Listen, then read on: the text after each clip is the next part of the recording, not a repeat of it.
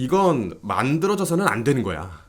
빌런입니다. 이번에 리뷰할 브랜드는 카시오, 모델은 MTP1370D1입니다. 제가 이 모델을 최근에 봐서 나온 지 얼마 안 된 모델인 줄 알았거든요. 그런데 출시가 된 지 시간이 꽤 지난 모델입니다. 유튜브에 검색을 해보니까 2년 전에 리뷰도 있더라고요. MTP1370D1A2가 존재하는 걸로 봐서 지금 제가 리뷰하는 모델이 구형이 아닐까 하는 생각도 되는데 자세한 사항은 카시오 애호가 분들께서 알려주시면 감사하겠습니다. 1A1과 1A2는 서로 다른 모델이고 제가 리뷰하는 모델은 1A1입니다. 카시오는 시계 좋아하시는 분들에게 한 줄기의 빛과 같습니다. 없는 게 없어요. 카시오만의 아이코닉한 전자시계를 포함해서 인간이 생각할 수 있는 거의 모든 디자인을 구현해주는 브랜드예요. 물론 이 브랜드가 추구하는 방향성이 제가 지금까지 리뷰해온 이런 브랜드와는 아주 조금 다르지만 그 누구보다도 시계 본질에 가깝게 위치하고 있는 브랜드라고 생각합니다. 솔직히 말해보자고요. 고가의 명품 시계에서 브랜드와 그것을 지탱하고 있는 헤리티지 날려버리면 이 쇳덩어리들의 가치가 얼마나 되겠습니까? 무브먼트 만드는 거 어렵다, 장인들이 일일이 수작업하는 거다, 소재 아무나 못 만든다, 이런 가스라이팅 알면서도 속아주는 거죠. 전통적인 시계 브랜드들, 예를 들어서 티소, 해밀턴, 오메가, 롤렉스, 이런 시계 브랜드들은 시계를 만듦에 있어서 되게 빡빡한 기준을 가지고 있습니다. 드레스워치를 예를 들어 볼까요? 드레스워치의 사이즈는 38mm를 넘어가면 안 돼요. 정말 클래식한 드레스워치를 좋아하시는 애호가 분들은 36mm, 더 극한으로 가면 34mm, 33mm까지도 들어갑니다. 두께는 10mm를 넘어서면 좋은 평가를 못 받아요. 러그의 디자인과 비율도 어느 정도 정해져 있고, 인덱스는 최대한 심플한 바형 혹은 아라빅 인덱스, 다이얼의 질감이나 행제 종류, 컴플리케이션의 위치 역시 어느 정도 제한이 있습니다. 이런 수많은 제약들 중에서 기존의 애호가들의 고정관념에서 벗어나는 점이 단 하나라도 발견되면 시계 애호가들은 발작을 일으키거든요. 하지만 카시오는 이런 제약들에게 얽매이지 않습니다. 자기 마음 가는 대로 가요. 워치메이킹에 있어서 누구보다도 자유롭죠. 생각한 것을 구현해낼 수 있는 능력을 갖추고 있고, 이를 바탕으로 어떠한 제약도 없이 무한에 가까운 바리에이션을 쏟아냅니다.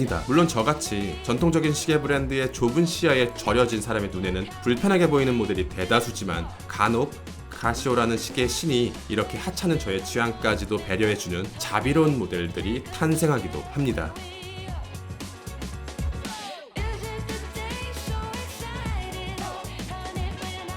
언박싱하면서 시계를 처음 손에 올렸을 때 오메가 아쿠아테라를 처음 봤을 때와 비슷한 감정을 느낄 수 있었습니다. 굉장히 평범해요. 이 평범함이라는 게 개성이 강하지 않다는 것과 같은 뜻이고, 개성이 강하지 않다는 건 범용성보다 특별한 매력을 중요시하는 일부 매몰된 애호가 분들에게는 아쉬운 소식이겠지만, 카시오라는 브랜드에서는 오히려 이런 평범함이 큰 매력으로 전환됩니다. 지금까지 카시오가 만들어내왔던 3NG 시계들은 평범, 범용, 일반 이런 디자인과는 거리가 있었거든요. 치킨 2마리 가격도 안 되는 굉장히 저렴한 가격으로 이미 수백만 원대로 올라가 버린 전통적인 시계 브랜드의 감성을 느끼기에는 최적의 시계라고 생각합니다. 평균적인 스펙과 중성적인 디자인 덕분에 가죽 스트랩을 체결하면 드레스워치가 되고, 나토 스트랩을 체결하면 툴워치가 되며, 러버를 체결하면 스포츠워치가 되면서 클래식의 규칙을 따르는 그런 모델입니다.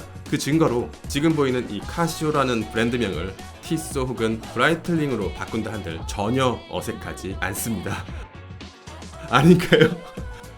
사이즈는 40mm, 현재 가장 범용적인 사이즈고요. 카시오는 일반적으로 이렇게 클래식한 디자인의 시계는 사이즈를 조금 크게 뽑는 편이거든요. 체감상 42mm에서 45mm 사이로 만들어내는 경우가 많은데, 자비롭게도 완벽한 사이즈인 40mm로 만들어줬습니다. 두께는 8.8mm, 쿼츠 무브먼트를 사용했기 때문에 오토매틱 무브먼트를 베이스로 만들어지는 시계에 비해서 매우 얇습니다. 시계의 두께는 띵띵 익선, 얇으면 얇을수록 무조건 좋다고 생각합니다. 러그 투 러그는 45mm, 사이즈에 비해서 짧은 편입니다. 러그 투 러그가 길고 섹시하면 시계를 손에 올렸을 때 예쁘고요. 줄질을 조금 더 잘 받는 것 같더라고요. 반대로 러그 투 러그가 짧으면 손목에 올렸을 때 예쁩니다. 대충 44mm에서 47mm 정도까지가 적당한 러그 투 러그라고 생각해요. 러그는 20mm, 가장 다양한 스트랩을 커버할 수 있는 최적의 러그 사이즈입니다. 무게는 95g, 쿼츠 무브먼트를 사용했다 하더라도 이 정도의 사이즈의 95g은 너무나 가벼운 무게입니다. 브레이슬릿이 속이 빈 깡통이라 가능한 무게 같아요. 17cm의 손목 둘레를 가진 제 손목 위에서는 어떤 느낌인지 다양한 거리, 다양한 각도에서 보여드릴게요. 저의 시각으로 바라봤을 때 타인의 시각에서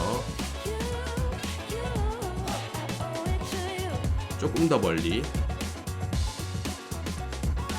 측면에서. 두께가 워낙 얇고 가벼워서 이런저런 조건들을 따질 필요가 전혀 없습니다. 시계의 밸런스는 완벽하게 잡혀 있고요. 착용감 측면에서는 오토매틱 시계와는 비교가 되지 않습니다. 다이얼의 색상은 블랙입니다. 접사를 해서 쭉 들어가 보면 살짝 오돌토돌한 질감을 갖고 있다는 것을 알 수 있고요. 사소해 보이지만 이런 디테일 덕분에 퍽퍽한 매트 블랙이 아니라 살짝 글러시한 블랙 다이얼에 가깝게 보여집니다. 핸즈와 인덱스의 퀄리티는 4만원대의 시계라고 생각하기는 어려울 정도로 훌륭하고요. 핸즈홀 부분의 QC도 나쁘지 않고 많은 시계 브랜드들이 놓치는 다이얼이 뚫린 경계선의 퀄리티 역시 자연스럽게 잡아 놓았습니다. 12시에는 요일이, 6시에는 날짜가 위치하고 있는데 이 디자인의 조합은 브라이틀링의 프리미에르와 많이 닮아 있습니다. 글래스의 소재는 미네랄입니다. 저는 대표적인 글래스의 소재인 미네랄과 사파이어 사이에 차별은 없습니다. 저는 이게 마케팅적인 측면도 있다고 생각하거든요. 애호가를 대상으로 판매하는 시계 브랜드와는 다르게 대중들을 대상으로 판매하는 저가 브랜드의 팜플렛을 보면 가장 중요하게 홍보하는 게 이겁니다. 우리는 스위스 쿼츠 무브먼트를 사용했습니다. 우리는 사파이어 글래스를 사용했습니다. 그런데 미네랄과 사파이어 이 두 소재의 단가 차이가 나면 얼마나 나겠습니까? 가격은 도찐 개찐이에요. 제가 좋아하는 툴워치나 밀리터리 워치의 디자인과 헤리티지에는 사파이어 글래스가 어울리지 않는 경우가 많기 때문에 일부 애호가 분들은 사파이어 글래스를 미네랄로 커스텀하는 경우도 있는데요. 이번에는 그렇지 않습니다. 이 시계는 굉장히 현대적인 디자인의 시계이고 무엇보다도 미네랄 소재가 어울리는 도명이나 박스형 글래스가 아닌 완전히 플랫한 디자인의 글래스이기 때문에 미네랄의 따뜻한 감성보다는 사파이어 글래스의 차가운 감성이 더 잘 어울린다고 생각합니다. 무반사 코팅까지 들어갔다면 훨씬 더 좋은 시계가 되었겠지만 신의 자비가 거기까지는 닿지 않았습니다. 구립니다. 브레이슬릿의 퀄리티는 정말 구립니다. 제가 브레이슬릿을 볼 때 가장 우선시하는 건 연속성과 착용감입니다. 버클의 존재가 브레이슬릿의 디자인을 절단하면 안 된다고 생각해요. 가장 이상적인 버클을 가진 롤렉스 데이데이트의 히든 버클, 과거에는 더 낮은 등급의 데이트 저스트에도 히든 버클이 들어갔었으나 급 차이를 두기 위해서인지 어느 순간부터 데이트 저스트에는 히든 버클이 사라졌습니다. 최근에 복각과 다운사이징으로 인해서 시계 사이즈와 동시에 링크의 두께와 무게는 점차 줄고 있으나 반대로 버클은 점점 더 커지고 있습니다. 평소에는 거의 사용하지 않는 형식적인 기능들을 버클에 하나둘 집어넣으면서 손목 한쪽 면을 거진다 가릴 정도로 크고 거대해진 버클은 시계 구매를 꺼리게 만드는 요인이 되어가고 있습니다. 물론 이건 찰랑거리는 소리가 나는 싸구려 깡통 브레이슬릿이지만 착용감 측면에서 큰 장점을 갖고 있는 이렇게 오래된 방식의 가볍고 얇고 작은 버클을 싫어하지 않습니다. 그런데 치명적인 단점이 하나 있는데요. 이 브레이슬릿을 탈착하는 건 그렇게 어렵지 않지만 체결하는 건 정말 어려워요. 엔드링크 속이 텅 빈 깡통입니다. 그것을 얇은 스프링바 하나로 브레이슬릿과 케이스를 연결시킴과 동시에 좁은 러그 사이에 집어넣어야 하는데 이게 쉽지 않아서요. 시계를 자주 다뤄보시지 않은 분들에게는 버거울 수도 있을 것 같습니다. 제가 만약에 지옥을 담당하는 염라대왕이라면 이 브레이슬릿을 체결시키는 벌을 내리고 싶을 정도예요. 이렇게 범용적인 디자인의 경우 대체적으로 줄지를 잘 받습니다. 그것을 증명하기 위해서 여러 가지 스트랩으로 교체해서 보여드릴게요. 노란색 러버 스트랩, 에토프 가죽 스트랩, 나토 스트랩, 오리지널 브레이슬릿, 검정색 가죽 스트랩. 어떤 것이 가장 잘 어울리나요? 무브먼트는 1호차 20초가 아닌 월호차 20초를 가진 카시오의 저가 쿼츠 무브먼트이고 생각보다 크라운이 핸즈를 안정감 있게 잡아주는데요. 초침이 인덱스와 정확하게 맞지 않는 건 어느 정도 참아내셔야 합니다. 이 시계는 아직 고가의 브랜드가 부담스러운 분들에게도 값비싼 럭셔리 워치에 길들여진 분들에게도 만족감을 줄 수 있는 시계라고 생각합니다. 후회 안 하실 거예요. 빌런이었습니다. 감사합니다.